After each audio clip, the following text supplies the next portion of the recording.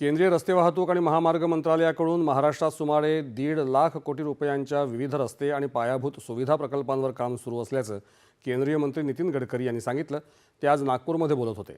राज्यात राष्ट्रीय महामार्ग आणि संपर्क मार्गाच्या विस्तारावर विशेष लक्ष देण्यात येत असल्याचं ते म्हणाले। पुणे आणि जवळच्या परिसरात सध्या सुमारे 50,000 कोटी रुपयांच्या प्रकल्पांचं काम प्रगतीपथावर आहे।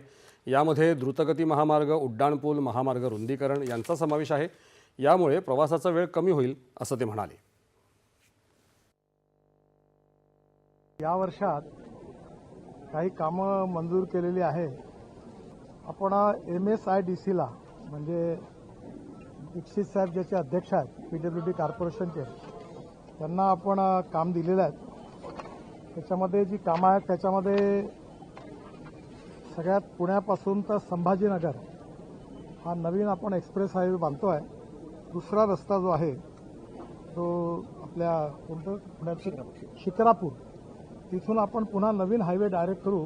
अहमदनगरच्या बाहेरून तिकडनं डायरेक्ट बीड जिल्ह्यातून मग तो संभाजीनगरला ग्रीनफील्ड हायवे आहे। हा 16,318 कोटीचा आहे।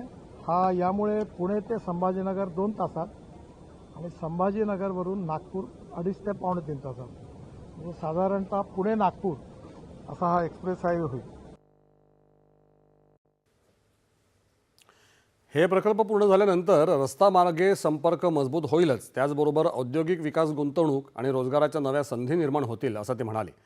आधुनिक तंत्रज्ञान आणि गुणवत्तेवर भर देत सरकार टिकाऊ आणि सुरक्षित रस्ते बांधण्यावर भर देत असल्याचंही गडकरी यांनी स्पष्ट केलं।